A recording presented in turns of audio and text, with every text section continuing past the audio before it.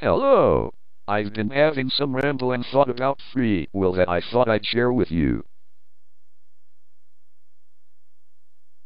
Hey, I've been thinking about the notion of free will too.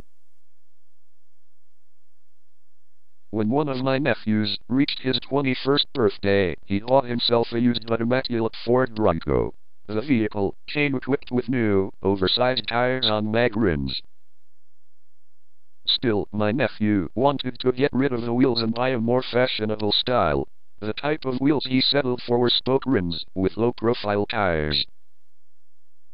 The low-profile tires and spoke rims were extremely expensive and totally unnecessary as far as logic was concerned, especially considering there was nothing wrong with the wheels that were on the vehicle when my nephew purchased it. But no amount of reasoning could sway his decision. In fact, we had been discussing the free will issue at the time and used his logical choice as proof of free will. Little did he realize that such reasons as fad, fashion, or peer pressure contradict free will. Falling for the latest fad or buying the latest fashion or yielding to peer pressure has no more to do with free will than a bunch of cattle stampeding. It is the consequence of the herd instinct instead of a choice independent of causal factors. But unfortunately, my nephew has ADD, attention deficit disorder. So I'm not so sure that he will ever become aware that he does not have a will that is free from the laws of cause and effect. Free will is a religious dogma. And the notion of free will, if believed, can prevent individuals from becoming aware of, and seeing, the mechanisms by which they are manipulated. Furthermore, there are a number of contradictions to the notion of free will existing within the religious community. For instance, God's will contradicts free will in humans, since it is believed nothing can happen that is contrary to God's will. Plus, God's omniscience contradicts the notion of free will, since it is believed nothing can happen that is in violation of God's omniscience. Also, a belief that prayer works is a contradiction of free will, since the will of some individuals would have to be altered in order for the prayer to be answered. Moreover, though practically every religion bans or burns certain books, movies, art, clothing, toys, and music under the theory that such material corrupts the mind of individuals. Of course, books, movies, art, clothing, toys, and music can causally influence the way individuals perceive reality and react to their environment.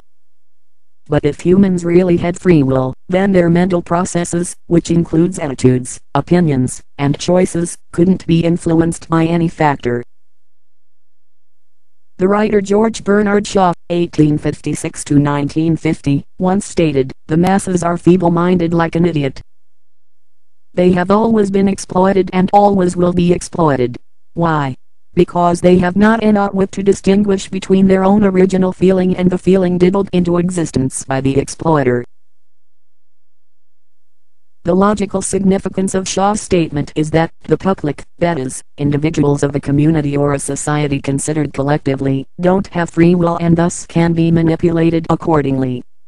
The late behavioral psychologist B.F. Skinner said a person's behavior is determined by a genetic endowment traceable to the evolutionary history of the species and by the environmental circumstances to which as an individual he has been exposed. One must bear in mind that choices are a form of behavior, thought behavior in fact. All human races are of the same species and thus are not radically different genetically. Therefore, genetic influences on behavior differentiating one individual from another really isn't going to be as significant as environmental influences. Then basically what you're saying is that the person's choice behavior is a consequence of her life's experiences, the things that happened to her during her life. Exactly. The form and structure of the brain isn't the result of magic. It is a consequence of the individual's developmental process. It's a result of the person's genes, how her nutrition needs are met, and the stimulation she has experienced. Keep in mind that the body needs the proper nutrition and stimulation, exercise, to grow healthy. and the brain is no different. In that case, it's not nature versus nurture but a combination of both. Precisely. And the difference in choice behavior we see is a difference in the personal experiences of each individual. Remember, it's nature plus nurture that determine brain structure and function. And certain environmental circumstances, such as personal experiences, are one of the nurture factors involved in development.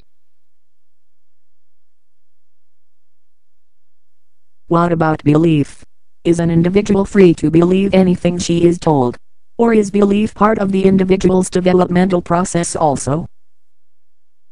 Yes, belief is acquired during the individual's development. Bear in mind, though, that human development is a lifelong process. We not only grow up, but we grow old and die. Belief is a psychophysiological state. And no individual believes the same thing the entirety of her life, just as she doesn't look the same at 8 as she will at 80.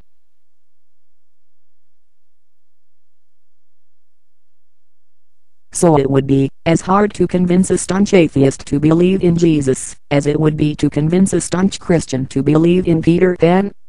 A child can be raised to believe in Peter Pan with a necessary indoctrination. But it would be easier to walk a camel through the eye of a needle than it would to try to rearrange an individual's psychophysiological state. So it would be impossible for an individual to accept a belief that was totally alien to her way of thinking.